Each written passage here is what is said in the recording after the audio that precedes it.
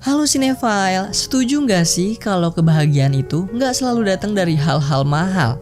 Kadang sebuah pelukan pun bisa menjadi hal yang nggak bisa dibayar pakai uang, apalagi pelukan tulus dari orang tua kita. Ngomong-ngomong soal keluarga, pada kesempatan kali ini, Movie Rastis mau ngajak kalian nostalgia bareng nih lewat film family drama yang dulu sering banget malang melintang di televisi. Judulnya CJ7, dirilis tahun 2008 dan diperankan oleh Stephen Chow nih, sang aktor kawakan yang juga memerankan film Shaolin Soccer dan Kung Fu Hustle. Akan tetapi di film ini kita nggak cuma ngelihat aksi kocaknya nih, melainkan cerita yang mengharukan antara seorang ayah miskin dan seorang anaknya plus makhluk luar angkasa kecil yang tiba-tiba datang di hidup mereka. Hayo, siapa yang belum pernah nonton? Penasaran kan? Ya udah kalau gitu nggak usah berlama-lama lagi, siapin posisi rebahan kalian dan langsung aja, yuk Movie Rastis ceritain. Di tengah kota metropolitan hidup seorang anak kecil bernama Dicky yang hidup serba berkesusahan. Dicky memiliki ayah yang bernama Pak Chow dan Dicky hanya tinggal berdua bersama ayahnya di apartemen kumuh karena ibunya telah lama meninggal dunia. Kondisi ekonomi Chow ini sangatlah miskin karena Chow hanya berprofesi sebagai kuli proyek dengan upah yang sangat kecil. Kendati demikian, Chow bercita-cita menyekolahkan anaknya setinggi langit agar Dicky tak memiliki nasib yang sama seperti dirinya. Di sekolah, Dicky seringkali mendapatkan bullying nih dari perlakuan yang tak adil karena dirinya dianggap miskin. Namun nampaknya ada satu guru yang selalu berbuat baik kepada Dicky.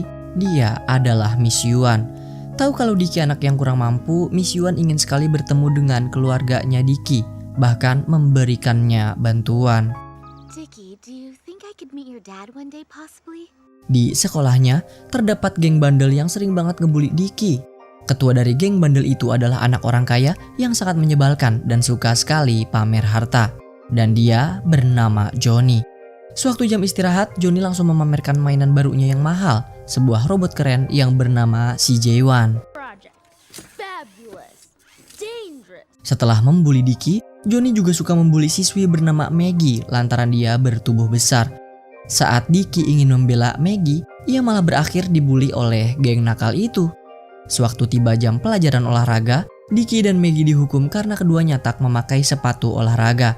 Tapi ternyata Maggie bukan tak memiliki sepatu olahraga, melainkan Maggie memilih tak memakainya karena ia ingin dihukum bersama Dicky. So sweetnya. Di tempat kerjanya, Pak Chow nampak sedang diomeli oleh bosnya karena ia terlihat kurang bertenaga saat mengerjakan proyek. Setelah diomeli, Chow meminta tolong kepada bosnya untuk meminjamkannya duit. Chow ingin membelikan kipas angin untuk anaknya, lantaran Dicky selalu mengeluh kepanasan saat ingin tidur. Walaupun galak, bosnya nampak baik hati dan bersedia meminjamkan Chow sejumlah uang. Dengan uang pinjaman yang ia dapatkan, Chow pun memberi kejutan kepada Dicky dengan menunjukkan kipas angin yang baru ia beli. Sialnya saat dicoba, kipas angin itu malah koslet dan tidak berfungsi. Dicky sempat kecewa dan berkata bodoh saat kipasnya gagal. Sang ayah yang mendengar itu sontak menasihati Dicky untuk berbicara dengan sopan santun. Walaupun keluarga kita miskin, tetapi kita bukanlah maling yang mencuri barang orang. Tak lama kemudian, Chow lalu menyuruh Dicky untuk belajar dengan rajin agar suatu saat dapat menjadi orang yang berguna. Sembari menyiapkan makan malam, Chow mengambil lauk tadi pagi yang tersisa dengan buah apel yang nampak sudah membusuk. Dad, my sneakers wore out again. Can you buy me some?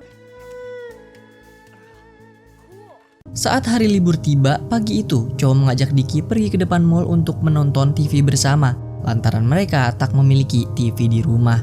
Pak Chow juga mendapatkan berita dari televisi bahwa belakangan ini banyak warga yang menyaksikan penampakan piringan UFO di langit. Saking asiknya menonton televisi, Pak Chow sampai tak sadar Dicky masuk sendirian ke mall untuk melihat mainan si Jewan. Di sana Dicky memohon sambil memaksa kepada sang ayah agar dibelikan mainan tersebut. Namun karena tak memiliki uang, sang ayah pun menolak permintaan Dicky hingga membuatnya menangis. Dicky menangis sembari berlari keluar mall. Saat Chow mengejar Dicky, ternyata ia sedang ditenangkan oleh Miss Yuan, guru di sekolahnya yang sangat baik. Miss Yuan kemudian memberitahu Dicky untuk mematuhi perintah ayahnya. Kemudian setelah bertemu dengan ayahnya Dicky, di sini Miss Yuan ingin mengunjungi tempat tinggal keluarga Pak Chow jika diperbolehkan. Namun Chow menolak untuk sementara karena beberapa alasan. Cho mengetahui anaknya dihukum karena tak memiliki sepatu olahraga. Malamnya ia pun pergi ke tempat pembuangan sampah untuk mencari sepatu bekas. Cho menemukan sepatu bekas yang sekiranya masih layak dipakai anaknya. Namun secara mengejutkan, ia melihat sebuah pesawat UFO terbang tepat di hadapannya. Anehnya, semua barang elektronik yang ada di sana tiba-tiba kembali berfungsi saat UFO itu terbang. Selepas UFO pergi, Cho melihat bola berwarna hijau yang sepertinya tertinggal dari pesawat UFO itu. Mengira benda tersebut adalah sebuah mainan, malam itu juga Cho pun segera memberikannya kepada Dicky sebagai hadiah pengganti mainan CJ1. Keesokan paginya, Dicky pun segera memperkenalkan mainan barunya kepada Van, teman baiknya di sekolah. Namun Van merasa bahwa tidak ada sesuatu yang keren dari mainan bola itu. Tak lama berselang datang geng pembuli dan Johnny sembari mengejek bola hijau yang dibawa Dicky. Dicky pun marah lalu mengatakan bahwa mainan ini lebih baik daripada CJ1 milik Johnny. Hingga mainan itu pun ia beri nama dengan CJ7. Johnny yang mendengar hal itu tidak terima. Alhasil ia pun memanggil salah satu temannya yang berbadan besar untuk membuli Dicky. Malamnya setelah kejadian siang tadi, Dicky pulang dalam keadaan bonyok. Sang ayah pun memarahinya karena bertengkar di sekolahan hingga membuat seragam satu-satunya yang ia punya sobek. Tengah diomeli sang ayah, Dicky tanpa sengaja menekan ujung mainan bola yang diberikan ayahnya. Dan tiba-tiba saja bola itu pun bereaksi.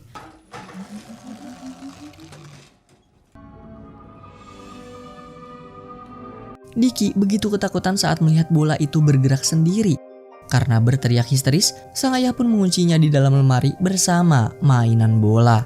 Ketika berada di dalam lemari, tiba-tiba saja mainan itu memancarkan cahaya, lalu membuat Dicky seolah berada di luar angkasa.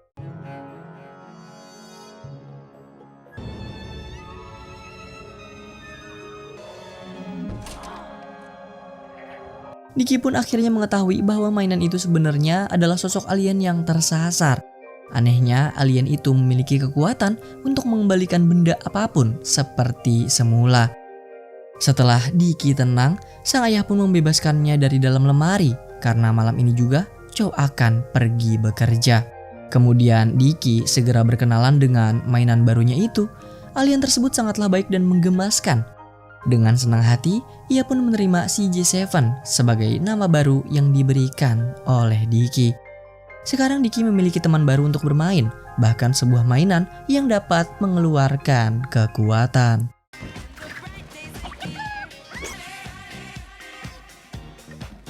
Sewaktu melihat apel busuk yang ada di sana, CJ mengeluarkan kekuatan sihirnya untuk mengembalikan apel busuk itu menjadi apel segar seperti semula. Paginya, Dicky memutuskan untuk membawa CJ menemaninya berangkat sekolah. Di tengah jalan, Dicky melihat CJ dengan mudahnya mengalahkan seekor anjing. Di sekolah, CJ juga membantu Dicky saat ulangan dengan kacamata ajaibnya. Hingga Dicky pun mendapat nilai 100 untuk yang pertama kali.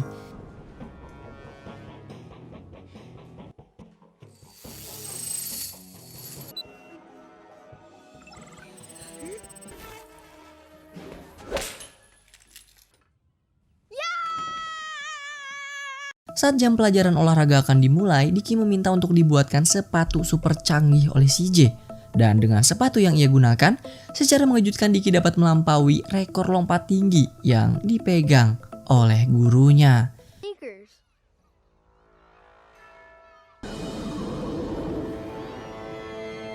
Bahkan saat kelas lari di treadmill, Dicky berlari dengan kecepatan seperti The Flash. Saat kelas renang pun, dengan cepat Dicky meluncur seperti ikan lele. Sepatu super itu membuat guru olahraganya curiga, lalu menyuruh Dicky untuk melepaskan sepatunya. Namun, Dicky menolak dan malah mengajar gurunya hingga terjatuh. Lalu Miss Yuan yang melihat kejadian itu pun berusaha menyadarkannya. Bahkan, pihak kepolisian sampai turun tangan, gengs, melihat Dicky seperti penjahat superhero. Dengan kecepatan, Dicky terbang ke atas langit untuk menyelamatkan diri.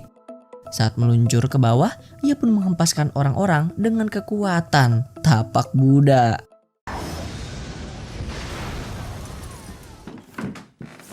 Hey, Dad, you're gonna watch me. Ternyata semua yang barusan Diki alami hanyalah sebuah mimpi, gengs. Dan sekarang Diki dibangunkan oleh ayahnya untuk berangkat sekolah. Selepas mimpi yang ia alami, ia pun berniat membawa CJ ke sekolahan. Bahkan dengan yakinnya, ia berjanji kepada sang ayah akan mendapatkan nilai 100 saat ulangan. Sewaktu berangkat, persis seperti dalam mimpinya, Diki bertemu dengan anjing saat di perjalanan. Namun yang terjadi malah sebaliknya, ternyata CJ tidak dapat mengalahkan anjing tersebut. Sewaktu ulangan akan dimulai, Diki meminta CJ untuk memberikannya kacamata ajaib sesuai yang ada di mimpi. Namun bukanlah kacamata, yang keluar dari CJ malah sebuah kotoran. Mengira itu adalah jimat keberuntungan, lucunya Diki malah membawa kotoran CJ ke dalam kelas. Alhasil Diki pun tak bisa menjawab satu pun soal ulangan. Johnny yang melihat hal tersebut dengan jahilnya langsung menempelkan kotoran CJ ke wajah Diki. Diki yang kesal karena merasa ditipu kemudian memberikan hukuman kepada CJ dengan menenggelamkannya di kloset. Karena masih berharap, Diki pun kembali meminta CJ untuk mengeluarkan kekuatan seperti yang ada di dalam mimpinya. Namun bukannya alat canggih, CJ malah mengeluarkan kotoran yang sangat banyak ke badan Diki hingga membuatnya ditertawakan oleh seluruh warga sekolah.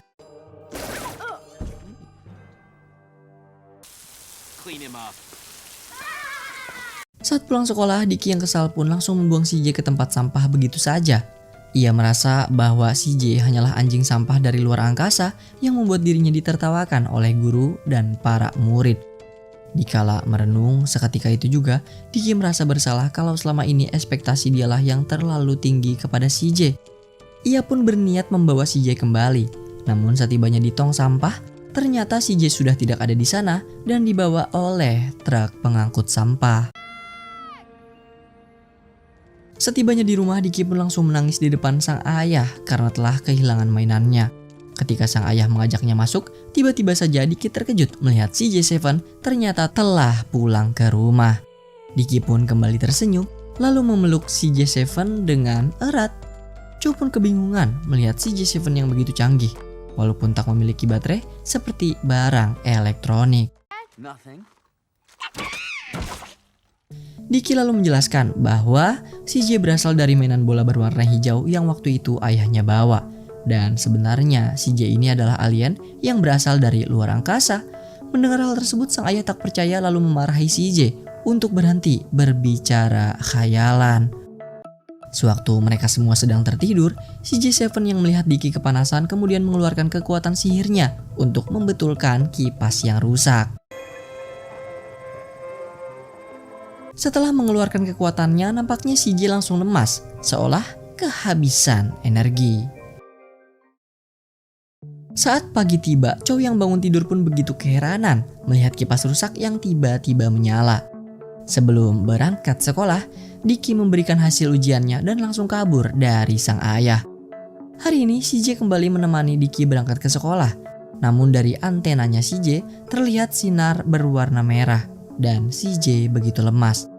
Di tengah perjalanan tiba-tiba Diki dihadang oleh Johnny dan kawan-kawan yang penasaran dengan mainan baru milik Diki. Johnny bermaksud untuk membongkar CJ menggunakan obeng. Namun dengan cepat Diki segera menggagalkan upaya tersebut. Saat ingin menghantam Johnny, tangan Diki ditahan oleh teman Johnny yang bertubuh besar. Dan saat anak gendut itu hendak memukul Diki, Maggie datang untuk menyelamatkannya. Alhasil perkelahian keduanya pun tak terhindarkan lagi.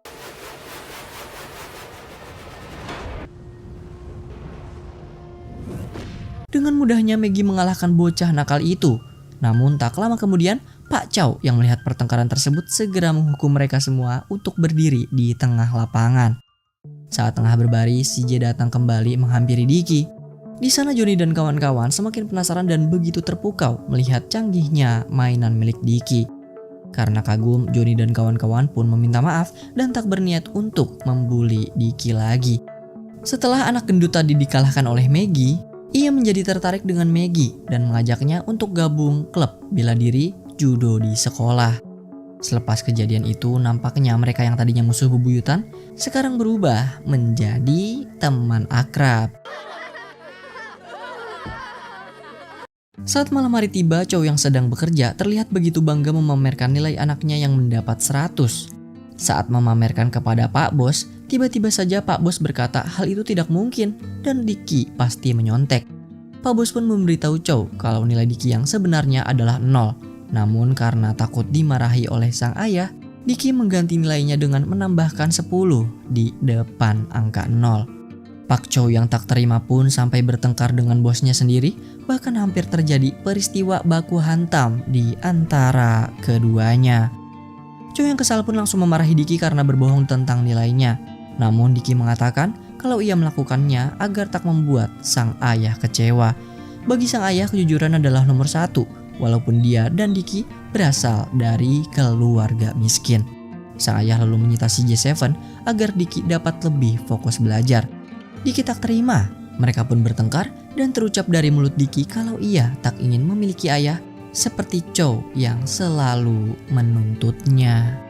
Chow yang sakit hati pun berkata kalau ia tak akan menuntut dan mengganggu hidup Dicky lagi. Tetapi dengan syarat Dicky harus mendapatkan nilai minimal 60 pada ulangan berikutnya. Karena bekal Dicky ketinggalan, Chow pun datang ke sekolah lalu menemui Miss Yuan di depan gerbang untuk menitipkan bekal anaknya. Setelahnya ia pun kembali ke tempat kerjaan. Pak Bos yang nampaknya masih kesal setelah kejadian kemarin datang kepada Chow dan langsung mendorongnya. Ternyata Pak Bos tak berniat memecat Chow. Justru ia memberikan Chow uang sebagai tanda permintaan maaf atas ucapan ia semalam. Walaupun bermulut besar, nampaknya Pak Bos ini orangnya cukup baik ya gengs. Sedangkan di sekolah, Dicky yang sedang mengerjakan soal ulangan terlihat begitu semangat untuk mendapatkan nilai di atas 60 sesuai janji kepada ayahnya. Di waktu yang sama, Chow yang terlalu bersemangat di tempat kerjanya secara mengejutkan mengalami kecelakaan setelah terjatuh dari atas ketinggian.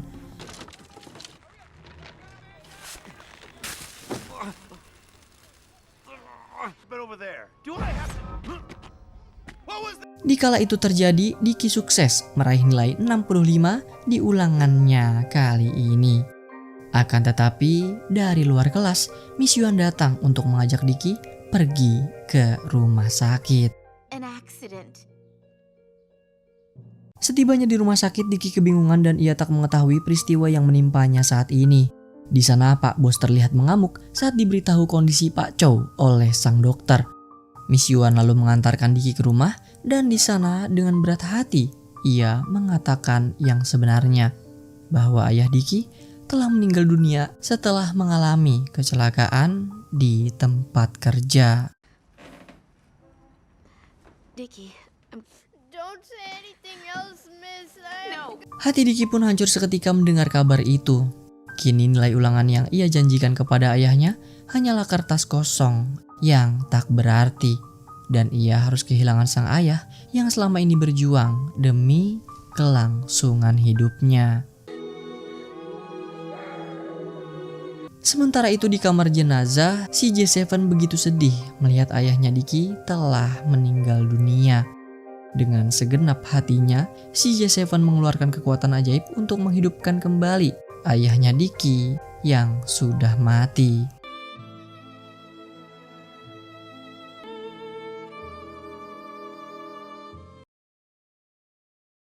Waktu terus berputar, menyisakan sisa semalam.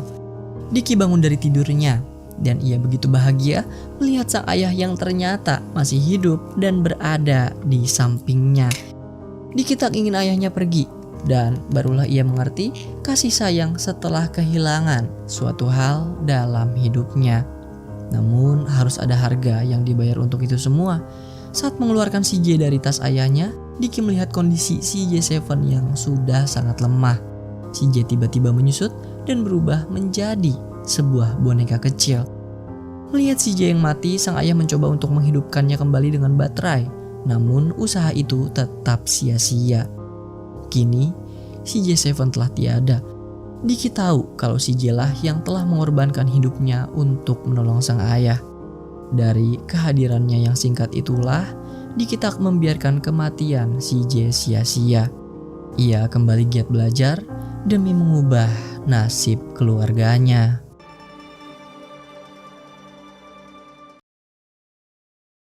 Semenjak saat itu, Diki pun berubah menjadi anak yang periang di sekolahnya. Dan ia telah menemukan arti kasih sayang. Ketika sang ayah mengantarkannya ke sekolah, di sana Pak Chow terlihat mengungkapkan perasaannya kepada Miss Yuan yang telah lama ia pendam. Diki masih berharap suatu saat nanti si J7 akan kembali. Sembari menatap langit, ia mengenang si J7 yang hidup di dalam kenangannya. Di momen yang sama, tiba-tiba Diki melihat sebuah piringan UFO terbang melintas. Dan dari kejauhan, Diki begitu terpukau melihat banyak sekali CJ lain yang keluar dari pesawat. Mereka semua berlari ke arah Diki, menyambutnya dengan hangat, dan Diki pun akhirnya mendapatkan CJ kembali.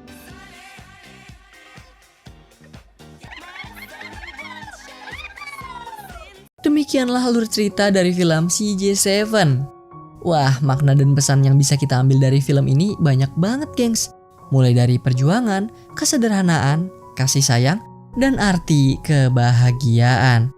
Dari Pak Chow dan Diki, kita belajar bahwa orang miskin harta itu belum tentu miskin hatinya. Walaupun hidup susah, Pak Chow tak pernah mencuri ataupun membiarkan Diki menjadi anak nakal.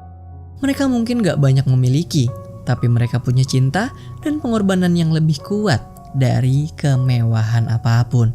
Wah, dalam banget sih. So, terima kasih sudah menonton. Jaga diri kalian baik-baik, jangan jadi anak nakal, dan sampai ketemu lagi di ulasan film movie Rastis berikutnya. Bye-bye.